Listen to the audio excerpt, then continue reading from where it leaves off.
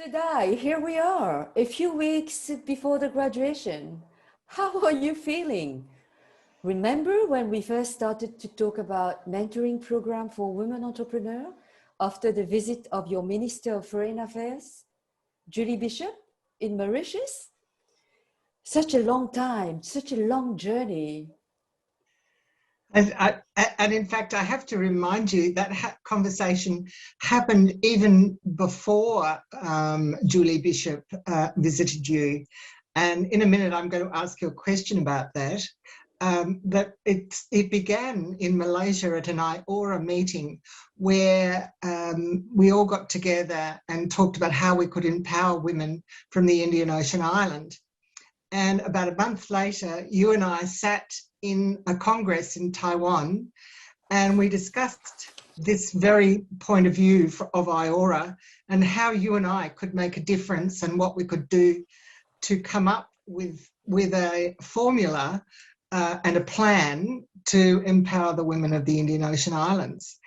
The question I want to ask you is, how did you manage to get two of the most powerful women in Australia, Julie Bishop, our foreign minister of the time, and Natasha Stockdale-Spoyer, the Australian woman who represented children and women, and their welfare? How did you get them to have lunch with you and have this very important discussion in Mauritius? Indeed. I think that we must be very fortunate that we have women champions everywhere, and that the women economic empowerment is in the agenda of a lot of countries. So as it was one of their key projects is women gender equity. So we had Julie Bishop and Susan Coles, our wonderful High Commissioner, who was really championing inside to get funding for our project. So this is how, during the lunch, Natasha says, Aline, we will go with your project. It's a shared vision. So as it is a shared vision, so they believe in us.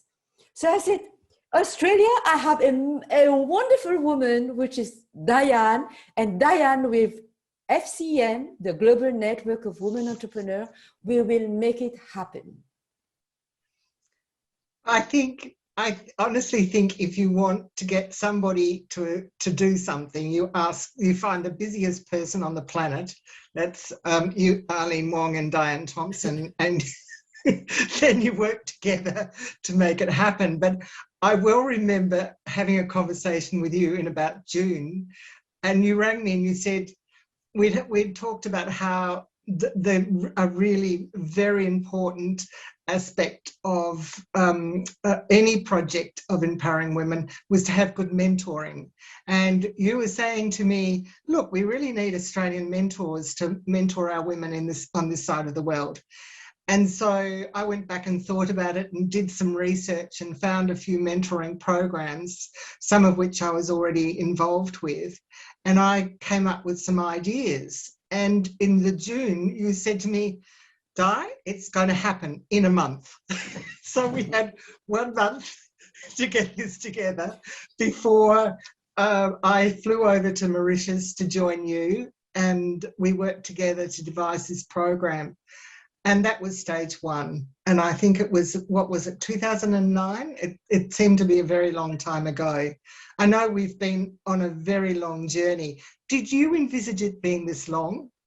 Did you think it would take this long? I think that we have done a lot of milestones. We have done the stages where we have elaborated the program in normally. And I think that we had really a great opportunity when we faced with COVID.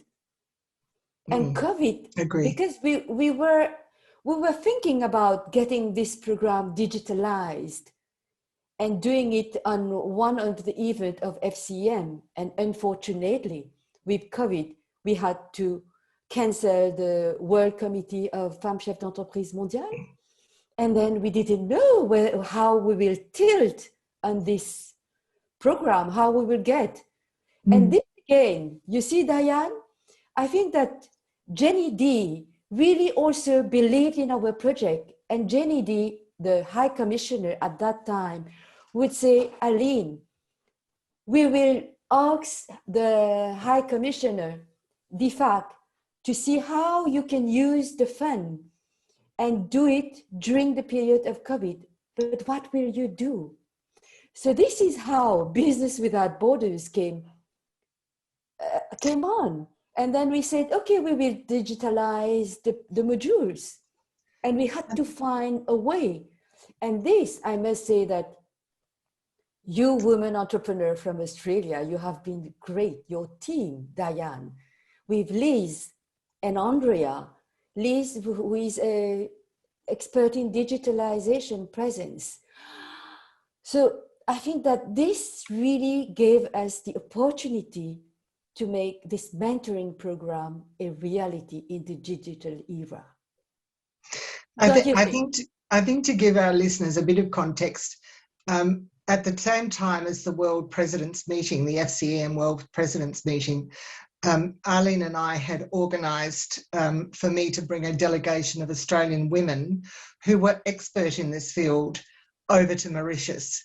So we did have the bones of the idea. It's just that we were envisaging having live workshops with them being, movie cameraed and recorded, and that was it. So what we did when we decided that we wouldn't be able to travel, and then of course it became quite clear that no one was going to be able to travel, was that we would try and put it on a platform and have a lot more people access it. So rather than try and fly everyone from Comoros and Madagascar and Rochelle, and Rodrigues and Seychelles, we then had a far bigger reach. But did you, Aline, envisage how huge this project was? I mean, we'd always had the 8 modules and we'd always had the topics for those 8 modules. So we didn't have to start right from the beginning, right from scratch. We did at least have some of the content worked out. Did you think that it was going to be as big as it was? It's crazy. It's crazy. But I think that we had a lot of intent. Yes. So all these helped to make us become powerful. And Liz gave us the solution. Liz said, or you go to a basic solution, or you go to an elegant solution where we have the platform, where we have all these. But it costs money. You realize, Di? So yes. I had to, again, think about budget-wise money. And this, fortunately, we had the great opportunity and a great chance to be recognized as a credible association. And we had the MCB Bank, the Mauritius Commercial Bank, who has partnered with us and make this a reality. And I must really raise up and praise that the partnership with the Mauritius Commercial Bank has been really, really a great one, because it has been at a peer level. We could discuss. They were not interested only to give money.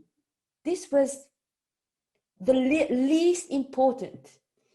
The most important for them is that they could partner with us as a strong partnership with long-term vision, with the believe in our vision of women economic empowerment. They have helped us to really gear the project into in a professional way, and to see all the key performance indicators, and to really, we had long list of questions where I will remember how under my veranda, we had Rima, the president of the association, we have the core team to come and answer questions one by one. But at the end of the day, I think that we become stronger in really driving a project of this envergure. So, Aline, what do you think the future of Business Without Borders will look like?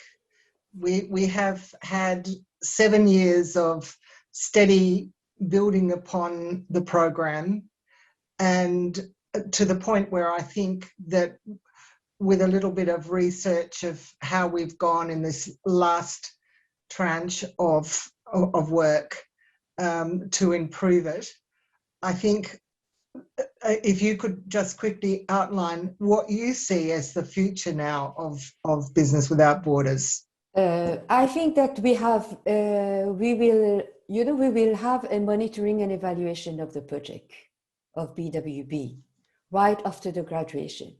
We will have an independent consultant who will go through the whole process and the whole process of recruiting the mentors, mentees, the rate of success of the project. And from that, I think we will have a lot of learned lessons and address all the poor areas. I think that we are already on, RIMA is already on looking for the second batch, recruiting the second batch. And as we told our mentors whether they will renew their commitment to be a second time mentor of the program. And we will open it to a bit more. I think we were too ambitious to say we will go to 100. Having gone through the first batch, I said to Rima, let's be more raisonnable. So we will go to 60 mentees. And from the list, I think we will have to recruit 70 because we have dropouts. Like for the COVID, those who have been with COVID, they have dropped. And fortunately, we had some with the COVID, thanks to their mentors, have been able to sustain their business and overcome all the challenges and still in business.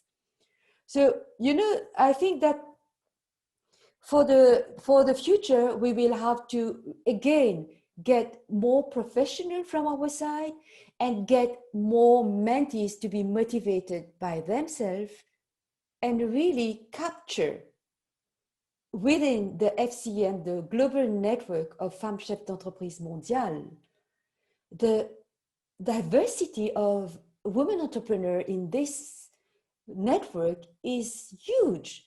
So we will have to do also some work over there, sell it to one of the next World Congress, where we will have 600 participants all over the world.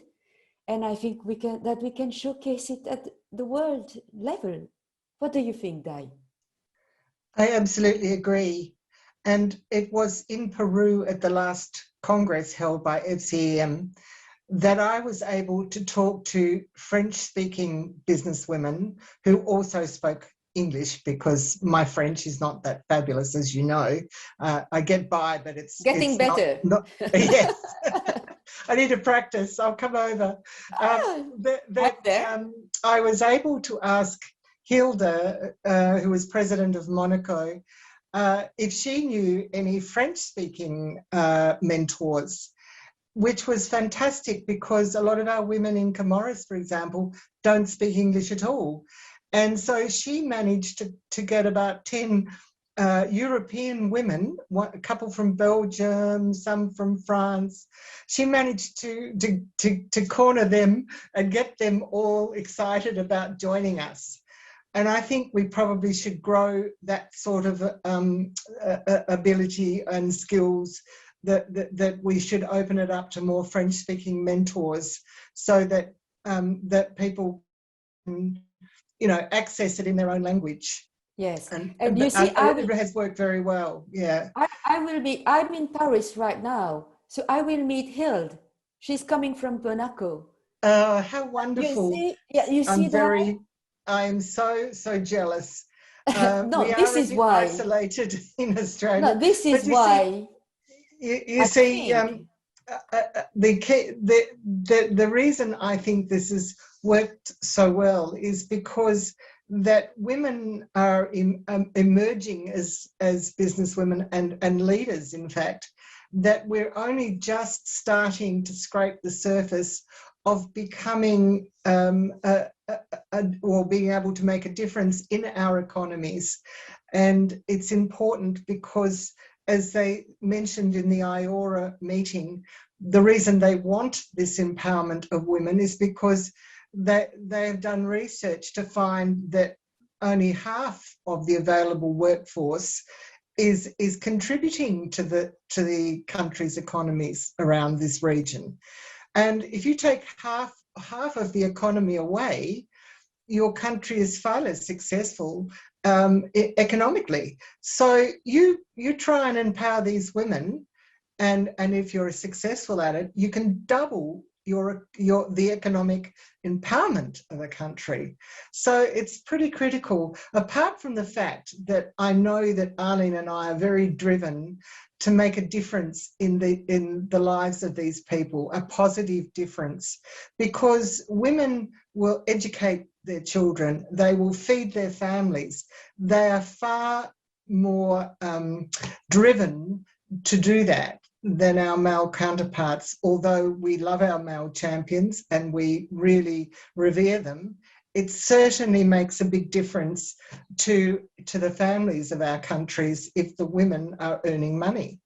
So I just can't help but be very passionate about helping people, or females, to become greater and to be the best that they can be.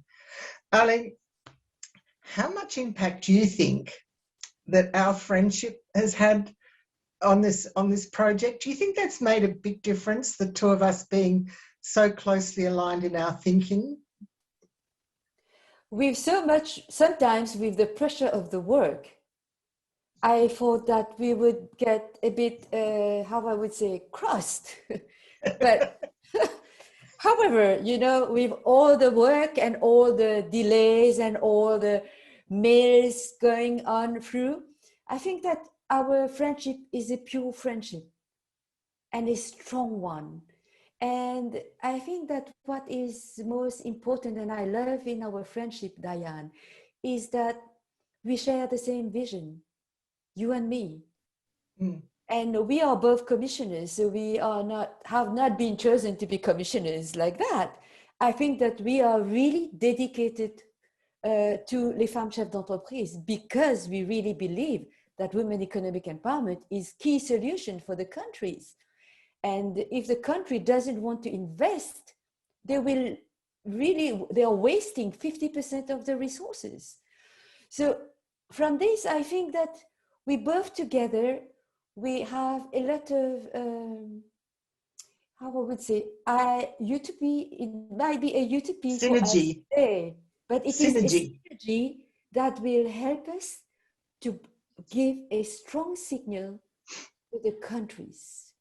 I think together with all the projects that we have, making it global, getting it really a huge community of women entrepreneurs, solid women entrepreneurs contributing in their economy, I believe that we can give a strong signal to all the countries, to the policymakers, and make a difference at policymaking.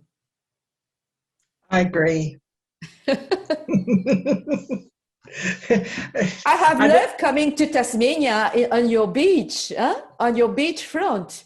So you see, and when I see Tasmania, you remember when you came here on the islands, you say, there are places that look like Tasmania.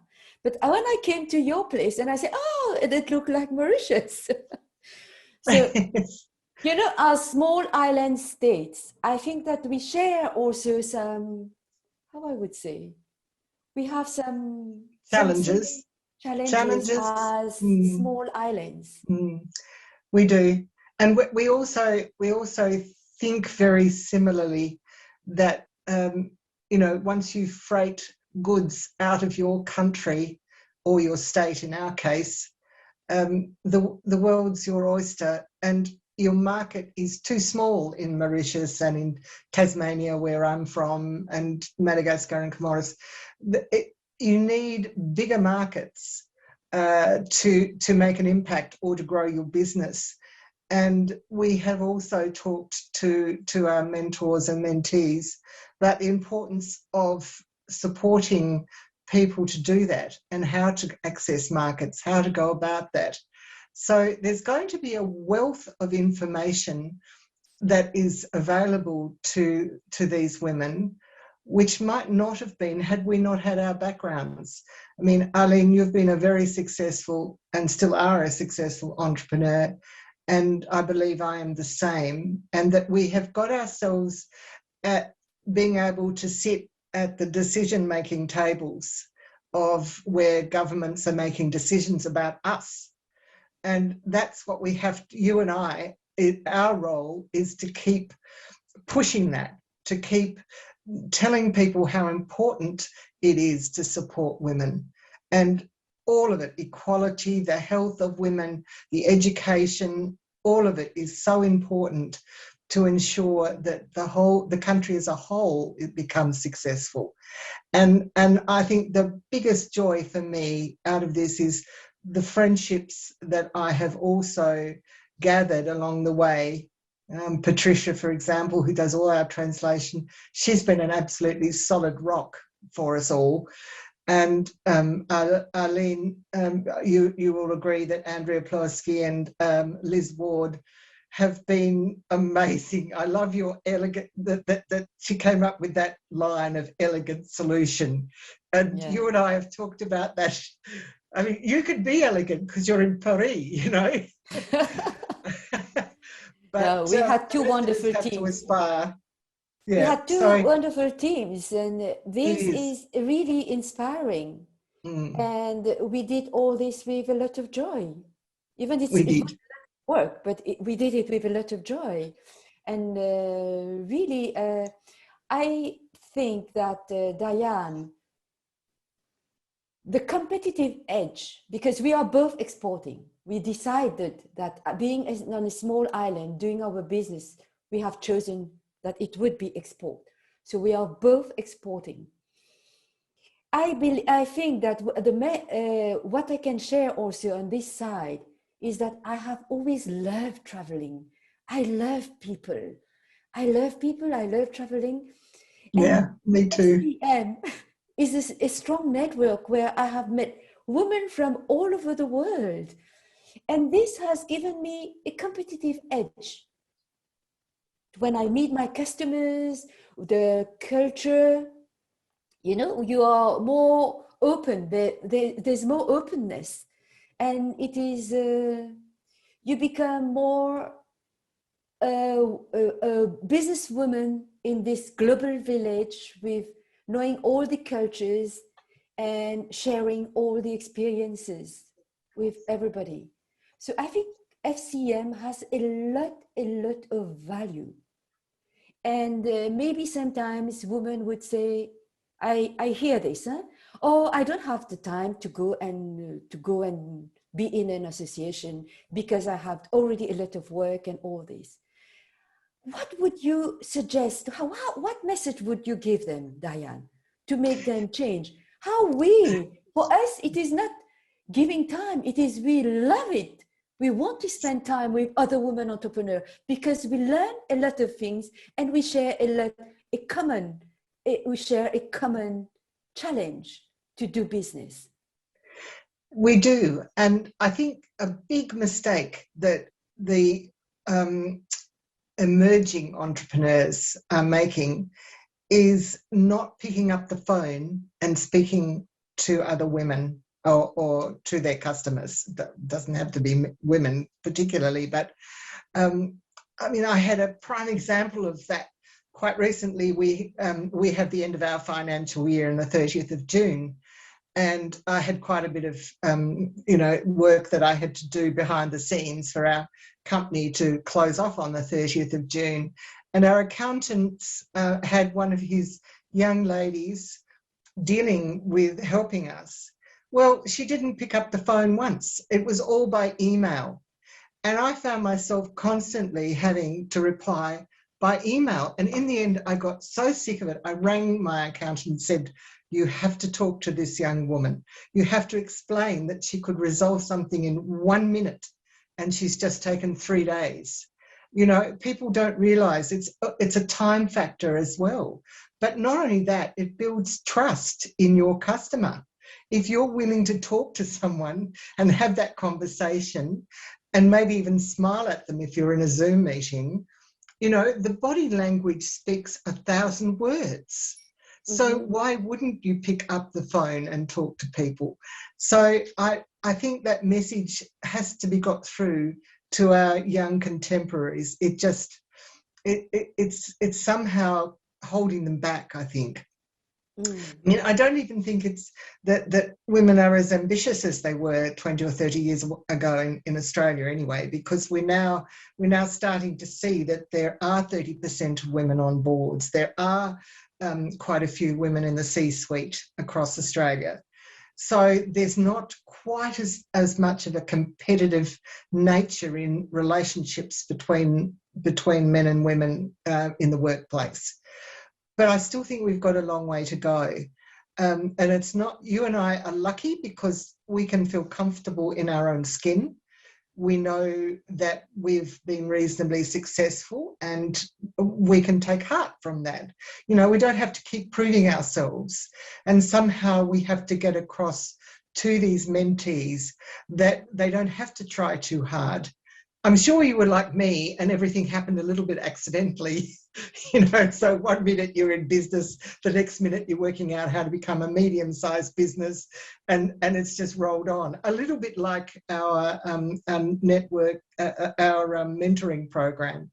It hasn't really, we haven't sat down and put in a 5-year plan, really, but it's just kept growing. And every year to 2 years, we've done something new. And it's only really between you and I and conversations we've had with our teams that has allowed that. But I honestly don't know how you get through to some of these people. And I just think that experience counts for a lot. And perhaps they're not going to find out until they have had 30 years experience in business. But I think if they listen to, my father once told me the most important thing you can do in life is to listen to other people's advice. He said, you don't have to do what they want, just listen. And if only these people would do the same. Yes, and I hope maybe the Business Without Borders will have some success stories and some storytelling that will inspire other women entrepreneurs to see that there are a lot of value and have a lot to gain I agree. To be in a network. Definitely. Yeah. It's almost an excellent way of finishing our conversation, Aline.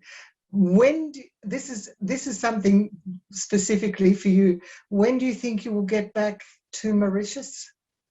Oh, I think that the COVID constraint is putting me off. I really think that I will go back when the beaches will be free, when we could go and back to a normal life. I'm looking forward for that. I agree. I do hope I can get over to Mauritius and see you all, because it's an absolute joy every time I come to see you all and to be with you. I really feel a connection. And off air earlier, we were both talking about our friendship and how it's almost more than friendship, it's more like family. And that's how I view Aline and Denis. You know, it's what is good, Di, is that even with the COVID, we have embraced the digital era. So we are really very thankful, because COVID has accelerated a lot of things. And today, maybe when we had to rethink about our business, there will be some competitive edge to do business, because it will cost less. For example, for me, I'm not sending my samples anymore. Less DHL cost, less visit of the customers. So I don't need to go to see the customers, because we are validating all the samples on video, on Zoom. So I think that in all crises, we have to see the opportunity that will bring to our business. There is always an opportunity. I think, and when we are alone, we might be like this. But when we are together, we can laugh and find solutions together. Isn't it, Di? I can phone you and then you can reboost my how I would say, my energy. And then I will go. I say, okay, Di can do it. I will be able to do it. So I think that all this is really, really important. I again recommend we have to give value to networking. And we are in a strong network. This is how we could work together. I agree. I agree. No man or woman is an island. And, you know, ideas are generated by multiple thoughts and ideas and opinions. And, you know, it's like the layers of a lovely chocolate cake. It has to be built up gradually and slowly. And I think our project is, I'm incredibly proud of it. And I know you are too, Aline. But I really think that this is just the beginning. I honestly think that we've got much to do, and we've already got good results, haven't we, from this? And I think, as the wonderful regional commissioner of Mauritius, and I agree so wholeheartedly with the Mauritian Bank, and we want to, both of us, thank them tremendously for their support, because without you, we can't continue this journey. And as the wonderful regional commissioner of Mauritius, as I said earlier, I think you should have the closing comments. You know, for me, what I would say for the business without borders, the way forward, we have learned lessons. I am a bit deceived, Diane. I will not hide that, because I think that I never thought that I had to chase all these people, the mentees. My God, Yes. we did all this for them. And sometimes it is hard to go and chase them, to go and do their duties and do their homework. But I think that we have learned that we have to get them motivated, and we have to take a list of motivated people and those who are IT literate completely. We had also some bad experience where we had two mentees who didn't understand much about IT, but fortunately they could download, you see? So our approach was, okay, you are not so much IT literate, but you can download and you can learn and have a normal mentoring process with the mentor. However, I must say that we have the tool, we have the energy, and we have dedicated women who wants to build a community. And we have a great, great, strong network that is Les Femmes Chefs d'Entreprise, with 5 million members all over the world. We feel that we are in a global village. So I would really say that one thing that I would like a message is that we are building a framework so that women entrepreneurs who have experience can join us to give back to community. And those women entrepreneurs who start the business and want to grow their business, it is really a great opportunity to meet all the like-minded women entrepreneurs that are willing to share knowledge, share skills, and share information, which are priceless.